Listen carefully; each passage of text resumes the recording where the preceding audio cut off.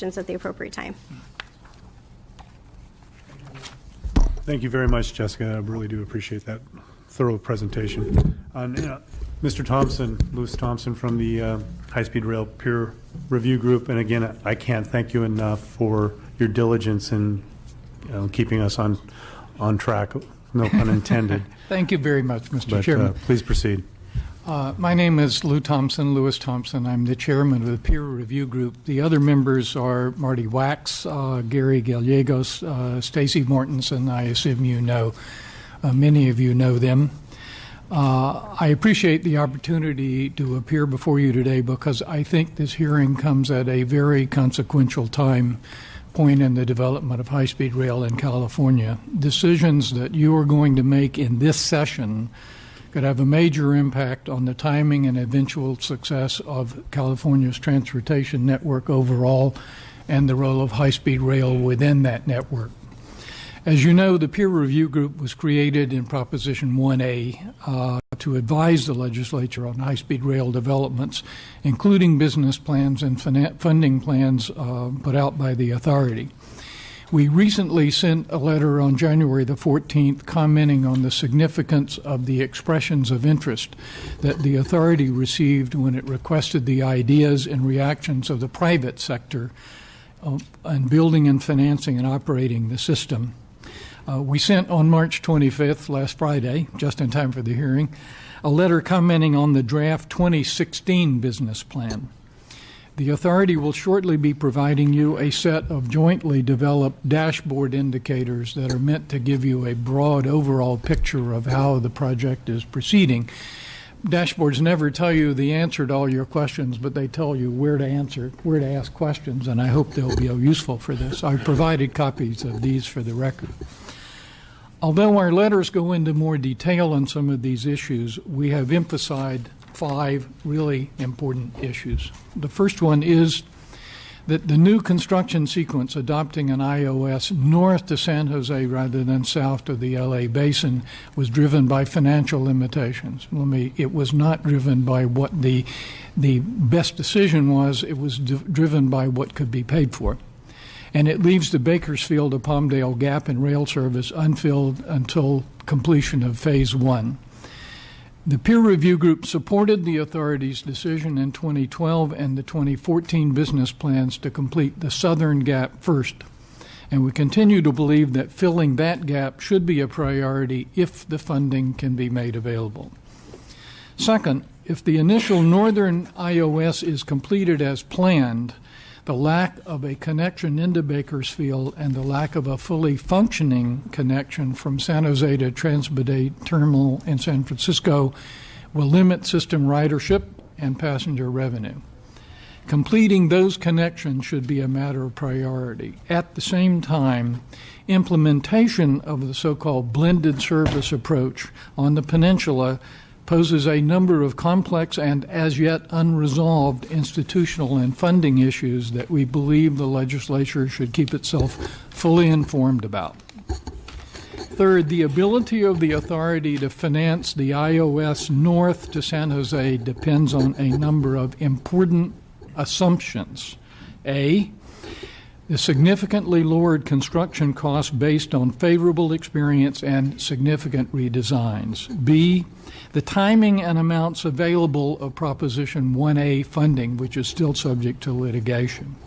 C, the ability to spend the full amount of the federal ARA funding, which must be spent before September 30th, 2017. And most important, D, the authority's ability to securitize cap-and-trade funding when needed in the future.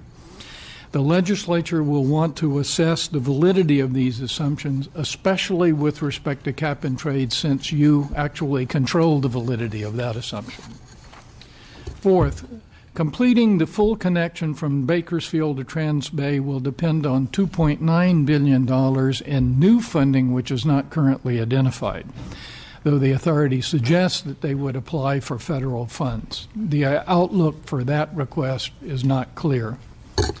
And 5, despite demand, revenue, and cash flow projections that are significantly more favorable than those included in the 2012 and 2014 business plans, Completion of the full Phase 1 system from Anaheim through LA Union Station to Transbay Terminal in San Francisco continues to face roughly a $19 billion gap in firmly established funding out of the total $55 billion, even after projected private investment is included.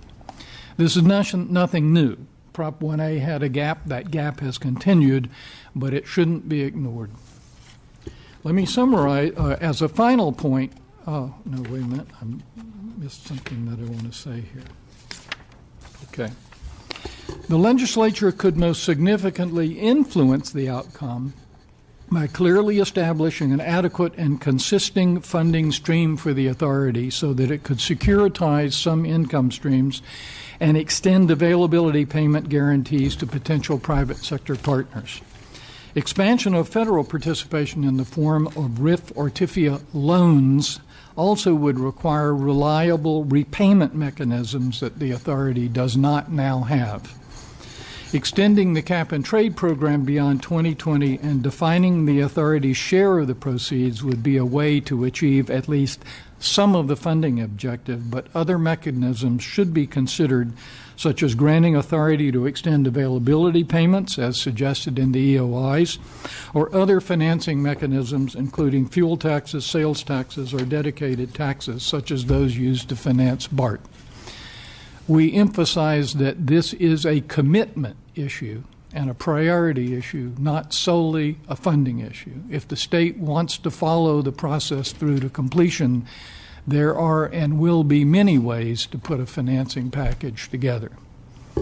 As a final point, we have repeatedly emphasized, and I'm glad to be sitting next to Jessica now, that if this massive project goes ahead, there will be a need for very thorough oversight to ensure that the promised benefits emerge and the potentially large risks to the state are managed.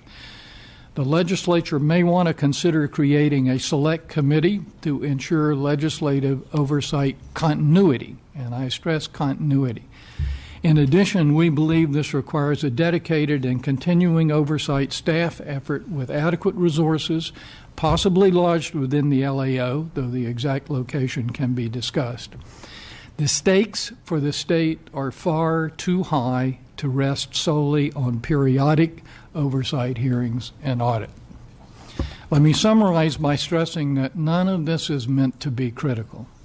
The authority has made progress, and they are learning from experience. We now know far more about the dimensions and challenges of high-speed rail in California than we did even 2 years ago.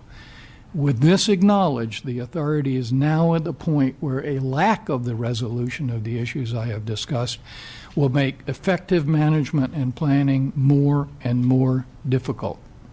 The authority now needs guidance from the legislature about its plans and about its funding. Thank you, and I'm available for questions. Thank you, Mr. Thompson. So we'll move on to Hassan Ikaharada. He's the Executive Director from Southern California Association of Governments. And when you start off, Mr. or Hassan, I can't say it. It's okay. I get it, but would you explain to us how many cities you represent, starting off, please? Sure. Thank you, Chairman, committee members. Good afternoon. Thank you for having me here today. My name is Hassan Ikrata, and the names that the chairman called me is okay too. I'm the Executive Director of Southern California Association of Government, which represent 191 cities, 6 counties, and 49.6% of the population, the state population. Appreciate the opportunity to address you today, because as many of you know, and I've been to your offices last week, one is I want to make sure that I am probably the biggest champion for this project. It is a major infrastructure project that California needs. It's a difficult one. I don't want to be in the shoes of these gentlemen here. And we have to be upfront about that. I also told you that it is important that all parts of the major urban in the state get to be connected to each other when we're done with this. So in that spirit, in 2012, we did together with 9 other agencies in Southern California, sign a memorandum of understanding that specify $1 billion worth of projects. Granted that these projects are not all shovel-ready. Many of them actually are not shovel-ready. They are in environmental and engineering stage. In that spirit, we did receive the draft plan. And I want to give a kudos to Secretary Kelly, Chairman Richards, and Jeff Morales. In a very short notice, they came down 2 weeks ago to Southern California. This tells me that they are true partners, and they want to talk the issues. And we had a very fruitful discussion. While we don't like the fact that the first segment will not be in the Skag region, we understand it. We understand the geographic and economic reasons for that. But we also urge them, and will continue to urge them, that the business plan, when it's final, understanding now it's in draft, it will be very true to the MOU project that we want to be funded, to be ready for the iOS when it comes to Southern California. We are very clear about our desire to make sure that all funding sources are on the table. But our understanding of the MOU is part of Prop 1A and of the cap and trade funding and leverage with any other funding. And one of the reasons, I think Jessica mentioned, this is the most populous area of the state. We do have the second busiest corridor in the nation, the Lausanne, that comes from San Diego to San Luis Obispo. We do have a commuter rail system in the Skag region that's we're think that it's a backbone for a feeder system eventually to the high-speed rail system. So any money invested in Southern California with this MOU project is a money that's going to be saved from when the system comes there. So we're urging our partners, and they are true partners. Mr. Richards not only came last couple of weeks ago with Secretary Kelly and Jeff, but he came to our board and addressed them. That shows partnership. We want to continue that partnership. But I also want to emphasize something that Mr. Thompson said. We want to end up with a system that connects the urban areas of the state. And we should not really be shy about saying what it takes to do that. And it is the job of you as leaders to make sure that you face that part. I do believe that in many infrastructure projects, major ones, I learned them in the planning school, and I talk about them when I give classes in schools. There were many projects where it faced a similar criticism. BART, we teach students in the planning school. People says, "Oh my God, why do we want to pour money in the ground?" And you can imagine if we didn't have BART in San Francisco. I will apply the same logic here. I think it will be shameful, and we'll not be doing our job for the future generations if we let this opportunity pass. Having said that, we need to be upfront about what it costs. And there is no mistake about it that the MOU project, the Memorandum of Understanding project, the list we have, is a priority for us. But that doesn't mean we don't want to see the high-speed rail system connect both areas. I was in Mr. Bloom's office 2 weeks ago, and I said the same thing. I believe in the project, but I also believe there is the half of the state that needs to get ready for that system when it comes. So in that spirit, first I want to thank my partners from High Speed Rail, Secretary Kelly. I want to say that the commitment in the final business plan has to be clear and unambiguous, and I think they said it. And I want to make sure that you as our leaders understand that this is going to cost more money than we have, and we have to be upfront about it. If we truly want to connect the urban areas of this great state, we have to be upfront about the cost. And the business plan should spell out where this future funding can come from. And there is nothing wrong with going back and asking to get that money so the system is eventually built.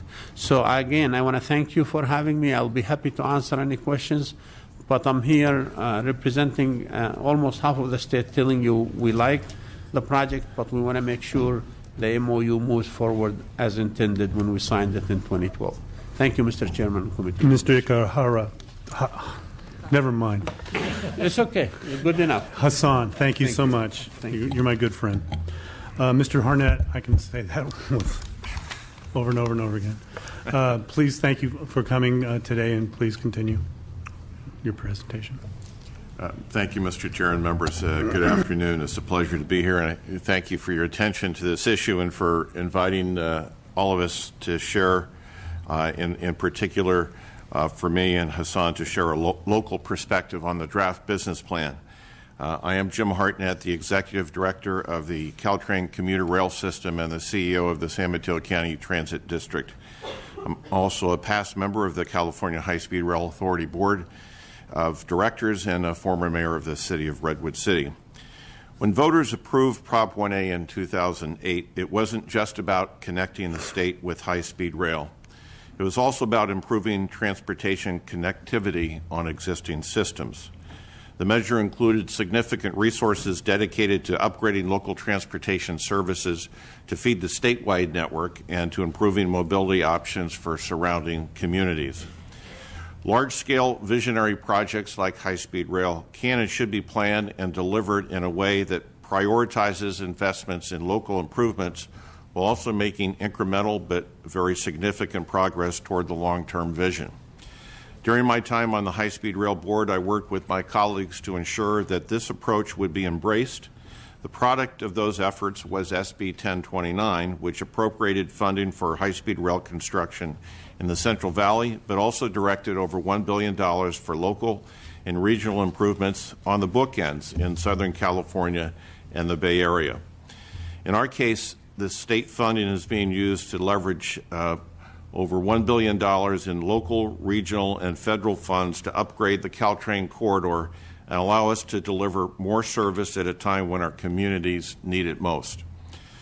We're happy to see that the draft business plan reaffirms the state's commitment to advance these local improvements.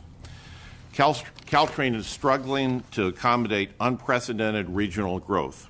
2015 marked our 5th consecutive year of record-setting ridership as Highway 101 and 280 have become more and more congested. Employers have turned to Caltrain as the preferred commute option between San Francisco and Silicon Valley. As a result, our peak hour service is well over at 100% capacity. The Caltrain corridor is arguably the most economically productive area in the state. The communities served by our 51-mile railroad are responsible for 14% of the state's GDP, 20% of the tax revenue, and are the birthplace of over 1/2 of California patents. However, the region cannot continue to thrive without equipping the 150-year-old rail corridor with a modernized transit system capable of accommodating current and future ridership demand. Fortunately, with the state's help, the Caltrain has been able to advance the Caltrain modernization program. The centerpiece of this program is the transformation of the corridor from its current diesel operation to a system that features high-performance electric trains capable of delivering cleaner, faster, and more frequent service to peninsula communities. When complete, electrification of Caltrain will almost double the capacity of the current system, and as a result will reduce vehicle miles traveled by 619,000 miles every day. The system's greenhouse gas emissions will be reduced by 97%, eliminating over 176,000 tons of CO2, and the project will create over $2 billion in economic value. Caltrain and High-Speed Rail have worked with several local, regional, and federal partners to secure funding for the modernization program as an early investment in the high-speed rail system. As you know, a 2012 MOU between 9 parties included a funding plan to complete these improvements, and in February, the Obama administration announced the allocation of almost $73 million in FTA discretionary funds and requested that Congress approve an additional $125 million in the 2017 budget. Caltrain is working with our state and local and federal partners to put the final agreements into place, and all indications are that we will be able to award contracts this summer for the construction of the project and the procurement of electric trains. Now, as I came up here today and I was looking at my chair, I thought, man, it's really close to the ground. Am I at like the kids' end of the table? And as I was thinking about it, and I have to say to Hassan, I'm very happy to be sitting next to you. Your chair is really tall. I think I'm closer to the ground here because we're about shovel ready to go. So I'm that close to the ground. I should have brought my shovel because we'd like to award our contracts this summer, and we're very close to being able to recommend to our board doing so.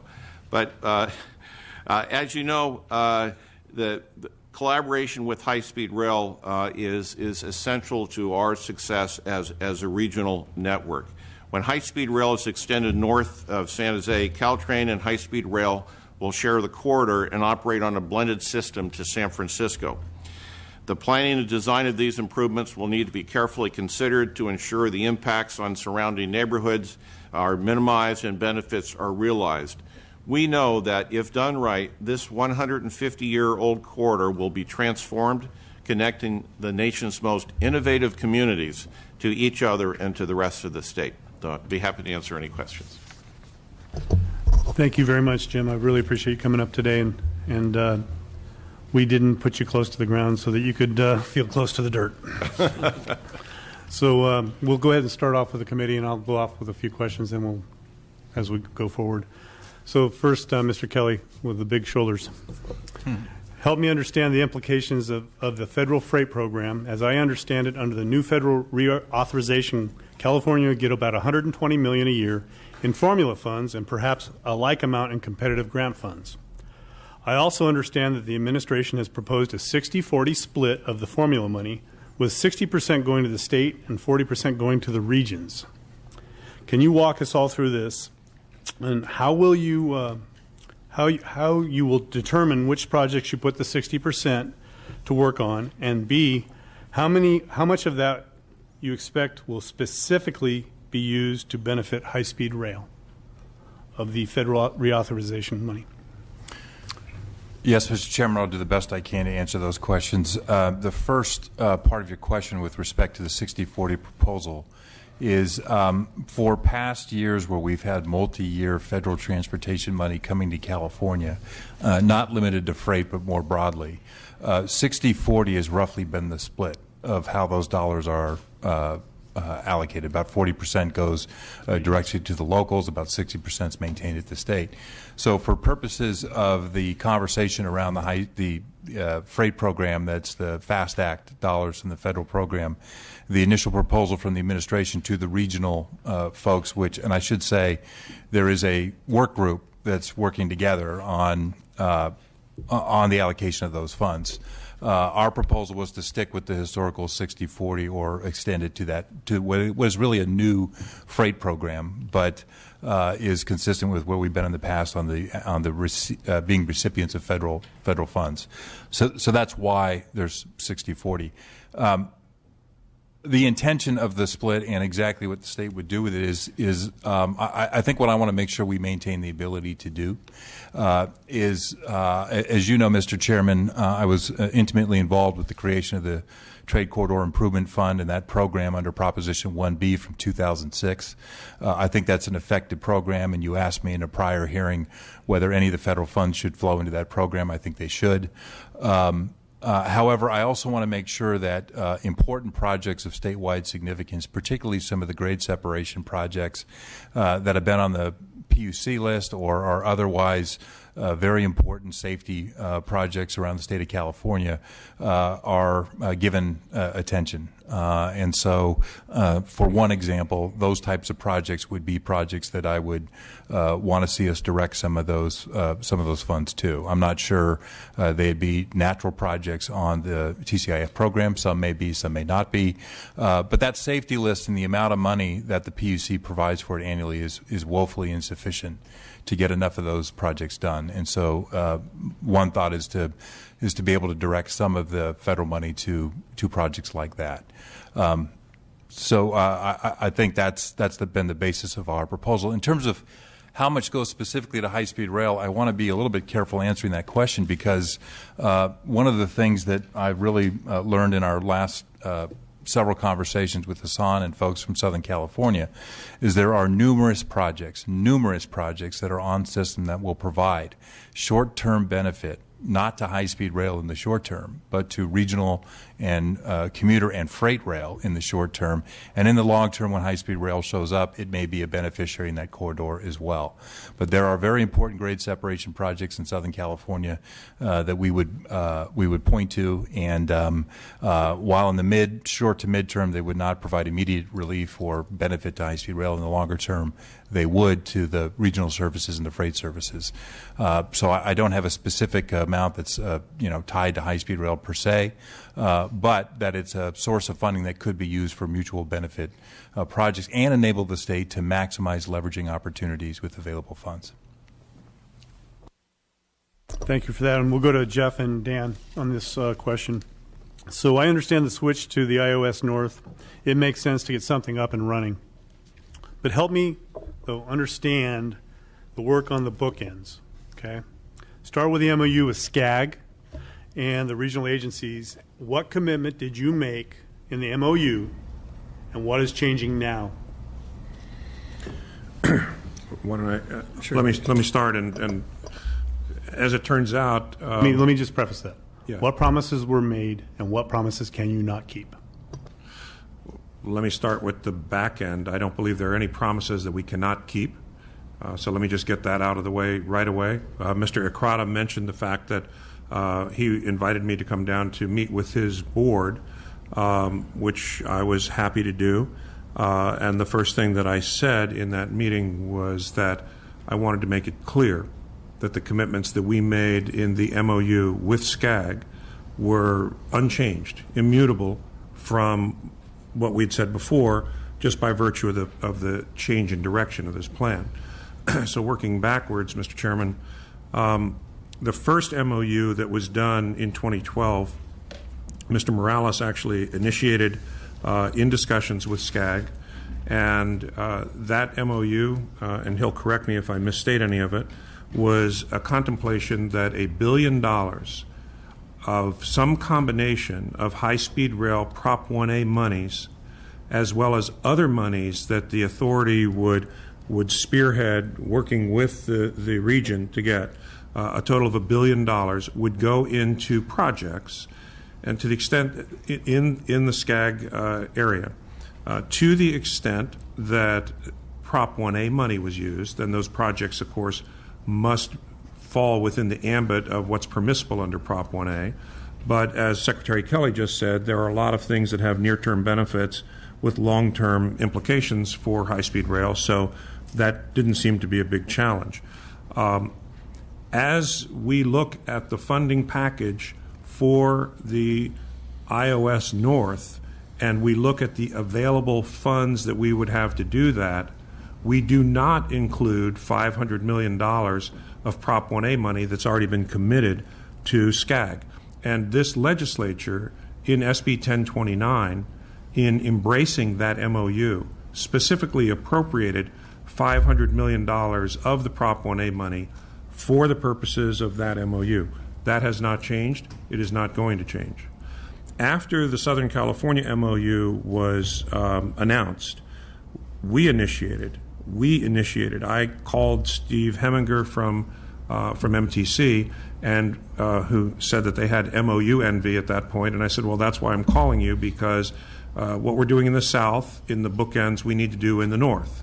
And we concluded Mr. Morales and I negotiated with MTC a separate MOU that became part of this 9-party MOU, and our commitment in that is for $600 million of Prop 1A money to fund that. Nothing about that has changed.